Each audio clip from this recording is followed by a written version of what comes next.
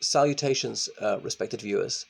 I'm going to read a poem by Percy Bysshe Shelley, who is my absolute favourite poet. Has been since I was 16 when I discovered him.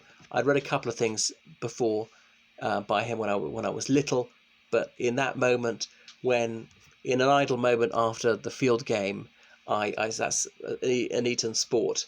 I sat down, started thumbing through this book of poesy just casually, and happened upon The Mask of Anarchy, and I was hooked since that day for more than half my life.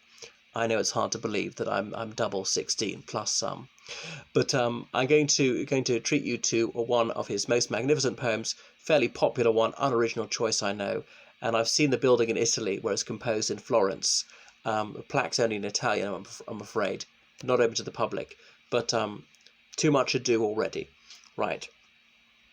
Ode to the West Wind by Percy Bysshe Shelley. O thou wild west wind, thou breath of autumn's being, thou from whose unseen presence the dead leaves are driven, like ghosts from an enchanter fleeing, yellow and black and pale and hectic red, pestilence-stricken multitudes. O thou who chariotest to their dark wintry bed the winged seeds, where they lie cold and low, each like a corpse within its grave, until thine azure sister of the spring shall blow her clarion over the dreaming earth, and fill, driving the sweet buds like flocks to feed in air, with living hues and odours plain and hill. Wild spirit, which art moving everywhere, destroyer and preserver, hear, O hear, thou on whose stream, mid the sky's steep commotion, loose clouds, like earth's decaying leaves are shed, shook from the tangled boughs of heaven and ocean. Angels of rain and lightning, they are spread on the blue surface of thine airy surge, like the bright hair uplifted from the head of some fierce Maenad, even from the dim verge of the horizon to the zenith's height, the locks of the approaching storm, thou dirge of the dying year, to which this closing night will be the dome of a vast sepulchre, vaulted with all thy congregated might, of vapours from whose solid atmosphere black rain and fire and hail will burst. O hear, thou who didst waken from his summer dreams the blue Mediterranean where he lay, lulled by the coil of his crystalline streams, beside a pumice isle in Baiae's bay, and saw in deep old palaces and towers, quivering within the waves' intenser day, all the overgrown azure moss and flowers, so sweet the sense picturing them, thou for whose path the Atlantic's power levels, cleave themselves into chasms, while far below the sea blooms and the oozy woods which wear the sapless foliage of the ocean know thy voice, and suddenly grow grey with fear, and tremble and despoil themselves. O hear, if I were a dead leaf thou mightest bear, and if I were a swift cloud to fly with thee, a wave to pant beneath thy power, and share the impulse of thy strength, only less free than thou, O uncontrollable, if even I were as in my boyhood, and could be the comrade of thy wanderings over heaven, as then when to outstrip the sky's speed scarce seemed a vision, I would ne'er have striven, as thus with thee in prayer in my sore need. O lift me as a wave, a leaf, a cloud. I fall upon the thorns of life, I bleed. A heavy weight of hours has chained and bowed one too like me, tameless and swift and proud. Make me thy lyre, even as the forest is. What if my leaves were falling like its own? The tumult of thy mighty harmonies will take from thee a deep autumnal tone, sweet though in sadness. Be thou spirit fierce, my spirit, be thou me impetuous one. Drive my dead thoughts over the universe, with withered leaves to quicken a new birth, and by the incantation of this verse, scatter as from some unextinguished hearth, ashes and sparks, my words among mankind, be through my lips to the unawakened earth, the trumpet of prophecy, O wind, if winter comes, can spring be far behind? So this poem is widely appreciated, and some would hold it to be the finest work of Shelley. Do you think it's his masterpiece?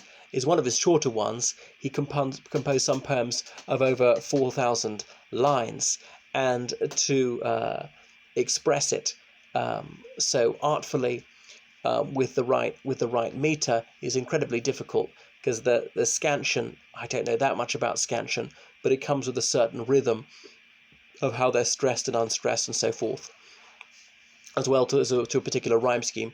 So Shelley had a classical education at Eton and indeed University College Oxford, and he was sent down from UNIV, that's University College Oxford, after only about a year for composing The Necessity of Atheism. Some questions were put to him, or as the document said at the time, proposed to him, and he declined to answer. And since he wouldn't declare himself to be innocent of publishing this atheistic tract, he was sent down from the university. Anyhow, so let me talk about it in more depth, why I think it's such a splendid work of literature, going through it almost line by line. Oh wild west wind, and we didn't have the concept of Wild West. He's only talking about the zephyr here, and the zephyr is a sort of a staple theme of romantic poetry and indeed classical poetry. So there are a few classical allusions. It's an ode, it's a poem of praise. Oh, thou breath of autumn's being.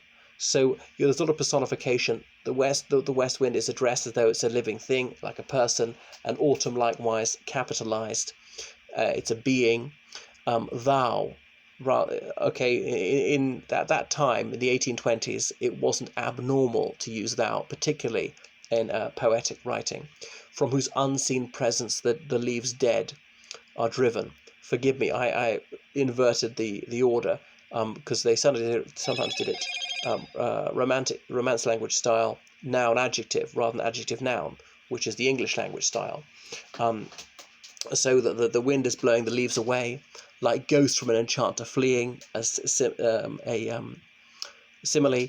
But would ghosts flee from an enchanter? I thought they might be attracted or summoned up by one. Shows I know little about phantoms, yellow and black and pale and hectic red. So the colours of autumn, hectic red, like crazy or wild. I wonder why. Or is it a reference to Hecate, as in like the queen of the witches, pestilence-stricken multitudes, because, well, they're ill, they're dying, or they are dead by this point. We've got a lot of pestilence-stricken multitudes these days with coronavirus. O thou who chariotest to their dark wintry bed. So like a charioteer or, driving a cart, taking the leaves away to where they're going to lie in winter and rot away. The winged seeds. So I think because of the scansion, it's supposed to be winged, not winged, the pronunciation, where they lie cold and low. So they've got wings, they fly away. I don't think leaves do have seeds in them, but shows what I know if I'm dead wrong. I'm no arborist. Each like a corpse within its grave. Well, they are dead, another simile, until the fine azure sister of the spring shall blow. Well, azure is that idyllic blue such as one finds on La Côte d'Azur, hence the name. Summer blue, I've heard it called as well. Is it cerulean? Maybe it's slightly darker than that. I don't know why a spring wind would be azure, but it's a colour associated with warmth and loveliness. Her clarion the dreaming earth and fill. So notice it's o'er with an apostrophe because they've elided the V, or they've omitted the V rather. Clarion as in blowing a trumpet to announce something with fanfare. And fill, driving sweet buds like flocks to feed in the air. So the spring wind is going to do all that. Well, flocks, well, perhaps because lambs are born in spring, with living hues and odours plain and hill. So various different colours and scents. Of course, there are not many smells in winter, not much plant life. And just today, I savoured the aroma in the air because we have a proper spring. It's almost early summer, primaveral no longer. So the different scents and smells on the flat land or up in the hills, and indeed there are. He noted that. So often what he's penning is a celebration of nature, and though he was an atheist, he's addressing these things as though there are divinities.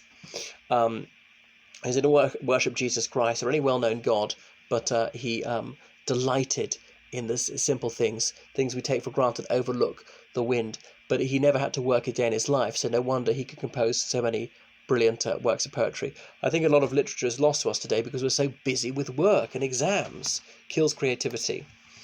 Wild spirit, which art moving everywhere, so that is moving everywhere, saying it in plain English, destroy and preserve, hear, oh hear. Because remember, this is addressed to the west wind. That's why he's calling upon it to hear. So the west wind, it breaks things, well, it knocks the trees off, and it preserves. Not quite sure how it preserves, but anyway, according to him it does. Thou on whose stream mid the steep sky's commotion. Well, sky is steep, I suppose it does go straight up. Of course, the wind does have a stream. We don't think about it, but it does, although it's often changing direction. And there is an awful lot of movement. It's disorderly. It's in tumult. That's why it's a commotion. Loose clouds, like the earth's declining leaves, are shed. Well, nothing is looser than clouds. They're not hard. They don't keep their formation. So the leaves are falling and indeed dying. Yes, they corrupt. That's why they're decaying. Shook from the tangled boughs of heaven and ocean. Well, yes, they do shake, and they are all enmeshed and intertwined. That's why they're tangled. A bough being like just a branch, really. Heaven and ocean. Well, they are in the sky, the branches. They're not on the ocean. We don't have trees in the ocean, I'm afraid. Angels of rain and lightning are spread. He didn't believe in angels, but he's using these imaginary angels to control rain and lightning. Over on the blue surface of thine airy surge. Well, is air blue? It doesn't really have a colour, but looking into the sky, it's blue. Airy, it's without the diaresis in this case, because an airy could mean like a peak or something. But I think it just means of air in this case. And yes, as it blows and there's a rise in pressure or force, yes, that's a surge. Like the bright hair uplifted from thy head. Well, they don't have hair, but we'll have to use our imagination. Of some fierce Maenad, even from the dim verge. I don't know what that is, some classical creature, no doubt. Excuse my ignorance. Of the horizon to the zenith's height. So we're looking at the horizon, and the zenith is really the highest point. So I suppose it must be like as high as we can see, really, where the atmosphere stretches into outer space. The locks of the approaching storm. Locks as in hair. Of course, storms don't have hair, but we're treating them as though they're people. But you get the idea, the fringe, the very edge. Thou dirge, which is like a funeral song of the dying year, because it blows more towards December, to this vast closing night. I wonder, did he compose it any time near New Year's Eve? Will be the dome of the vast sepulchre, so the rounded roof, sepulchre like a huge tomb, vaulted with thy congregated might. So what the vault is, again, a reference to a tomb, or indeed something which is covered over, like a vaulted ceiling. So a lot of double entendre here. I suspect they're double. Congregated, gathered together. The strength is gathered together. What of all the wind? Of vapours from whose vast solid atmosphere. So vapor as in clouds. There's got to be moisture in the air. Can't really be solid, but so much moisture it's close to solid. Wouldn't it be liquid? Black rain, fire, and hail will burst forth. Oh, here. So talking about its destructive power. So it can be something soothing and lovely, but it can also be menacing and destructive. Thou who didst waken from the summer dreams the blue Mediterranean where he lay. Again, personifying the Mediterranean. So he spent a lot of time in Italy the last couple of years of his life. So looking out on the Med. Florence is not very far in land up the river Arno from the Mediterranean, lulled by the coil of crystalline streams, so as in shaken almost like an infant in a lullaby. That's why it's lullaby, lulled. The coil, something round like that, because these crystal rills, they are coming down the hills in some sort of zigzag pattern, and that would soothe the wind and make the wind want to fall asleep. Or is it, sorry, the Mediterranean, because the water is pouring into it that way? Because in a sense, the sea starts in the hills, the highest point, the watershed, where the rain falls, beside a pumice isle in Baiae's Bay. So Baiae is another god of classical mythology, Greek mythology, and pumice is that particular type of stone. Which one is Baiae's Bay? I'm unsure. I'm guessing some in the Tyrrhenian Sea. And saw in sleep old palaces and towers quivering with the waves' intenser day. So it's I think it's still Mediterranean can see all these things, and we're talking about when there's stronger waves there, all overgrown with azure moss and flowers. So these castles and palaces, they've got this patina of moss on them, but it's that bluish, light bluish green one. I wonder why they're in such a poor state of repair. Weed-grown ones, so sweet, the sense faints picturing them. So they're so resplendent that you're almost collapsing because of it. Thou for whose path the Atlantic Atlantic's level powers. So is he saying that it's so strong it can push the Atlantic out? Maybe. Well, it certainly pushes the waves a little bit. Cleave themselves into chasms, while far below the sea blooms and the oozy woods which bear the sapless foliage of ocean. No. So to cleave, almost to cut, to separate, as in décolletage, chasms as in a deep abyss. It can have that effect on the sea, but not that deep, while far below the sea blooms and oozy woods. So it stirs the water far below the surface, which wear the sapless foliage of ocean. So foliage as in leaves. For me, he's pressing the analogy too far, or rather the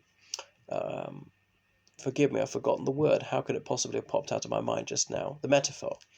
There's no sap in these leaves of ocean, no. So the ocean can know things too. It's been personified, and ocean was a god in Greek mythology. So the west wind has a profound effect on the Atlantic Ocean. Thy voice and suddenly grow grey with fear, and tremble and despoil themselves, O hear. So yes, they can be frightened, and they begin to quake, and they're dropping everything because they're so scared. So that the wind has this awesome power. If I were a dead leaf, thou mightest bear. If I were a swift cloud to fly with thee. So he wishes he could be carried by the wind, or flying because of the wind is pushing him as a cloud. A wave to pant beneath thy power and share. He wants to be anything to be like him. So he wants to be driven as though he wants to actually be a wave. So all the things Shelley wants to be, so he could experience this ecstasy of being at the mercy of the west wind, share the impulse of thy strength. He could partake of this, the might of the west wind, only less free than thou. Well, surely he'd be under the control. He would be less free, under the control of the west wind. Oh, uncontrollable. Well, who can control the wind? If even I were as in my boyhood and can be the comrade of thy wanderings over heaven. So, and it was a child. He was a dreamy sort. I don't think he could be controlled by the west wind, though. Thy wanderings obviously over the sky. He didn't believe in the afterlife of the paradise. As then, to outstrip the sky speed. I'm not sure what sky is. Presumably it's an adjective meaning relating to the sky. Scarce seemed a vision. I would ne'er have striven. So it didn't seem forced to him at the time. I would ne'er have striven as thus with thee in prayer in my sore need. Oh, lift me as a wave, a leaf, a cloud. So he wants to be borne along by the zephyr. I fall upon the thorns of life. I bleed. So he's immolating himself. I'm unsure why, in his desperation to be really at the beck and call of the wind. And he alludes to the wind in some other poems, for instance, The Mask of Anarchy. As waves arise when loud winds call, came the mask of anarchy after all. And that was a line that really stayed with me since I was 16. A heavy weight of hours has chained and bowed one too like thee, tameless and swift and proud. So how is time manacled? Something similar to the west wind. I'm unsure what this is. tameless as in cannot be tamed, fast and prideful. Make me thy lyre. This is ancient Greek musical instrument, Lyre. That sort of lyre, not lyre as in trump. Even as the forest is. What if my leaves are falling like its own? The tumult of thy mighty harmonies. So it would like to be the musical instrument. They're saying the forest is because, of course, when the wind rushes through the forest, you can hear the sough of the wind. Tumult is when things are in uproar, it's turbulent. There's turmoil. Will take from a deep autumnal tone, sweet though in sadness. This is fall, as Americans would say. Tone, or the sound or the color, I'm not sure, possibly both. Sweet though in sadness, very poignant phrase. A bittersweet moment. Why is it a bittersweet moment? Because the leaves are falling. It's redolent of death and decay. Be thou, spirit fierce, my spirit. So he wants to be ensouled with the wind. Be thou me, impetuous one, because the impetuosity of the wind is its changing direction all the time. Well, I know it's the west wind, but it stops and goes and gets stronger and weaker, and is a little bit unpredictable, especially in those days. Couldn't do much meteorology back then. Drive my dead thoughts, sir, the universe, like withered leaves to quicken a new birth. So he would like his ideas to be disseminated throughout. This is long before broadcasting. Is it by, what's the word, telepathy? I'm not sure how, but yeah, he craved immortality, and indeed he has been immortalized. Think of those rude boys who ill-used him when he was an adolescent. And who remembers them? He had the last laugh. He triumphed. Shelley has long since found his place in our literary pantheon. His works are part of the canon of English literature, a name that shall re-echo down the millennia. Like withered leaves to quicken a new birth. So these leaves, even though rotten away, I'm not sure how they cause the infant to be leaping in the womb. That's what quickening is, bringing to life. And by the incantation of this verse, as in people who are going to repeat this one, well, I am, scatter as from an unextinguished hearth, ashes and sparks, and my words amongst mankind. So when the fireplace has not been put out, this incandescent flame that has the little cinders and the little bits of fire coming out, and they will be moved amongst all people. His words, his ideas will get into every mind. That's what he wants. So why does he so cherish the west wind? As the force of nature, he really appreciates Elan Vital, and he felt it's a harbinger of spring and summer, and it's the herald of, well, will be the herald of his ideas and his poetry throughout the world. That's what he's hoping, and that's the incredible thing, that the wind can go all the way around the world. I don't know when it dies out. Is it the same wind? Hard to say. When does a wind start and stop? Be through my lips to the unawakened earth. Now, earth, is he talking about really the people on the earth, or earth as a physical object? I'm unsure. Obviously, earth can't understand anything, as in the actual land, but we've got poetic license here. Here, possibly, it could comprehend things. So he wants to speak to a wider audience. The trumpet of prophecy. So it is a musical instrument, and he was a prophet of the Romantic era and of all sorts of radical nostra. O wind, if winter comes, can spring be far behind? Is the very last line of it, is the only one which is widely known. So would buoy us up in these tenebrous times to think, okay, isn't it very gloomy the way that the Grim Reaper is claiming many people? In the United Kingdom alone, it's 400 have been felled by this disease. Many more are stricken with it, have not yet succumbed, though some shall recover. That even though we are in gloomy times, this means that better days are ahead. And on that note, I'll sign off. Toodaloo.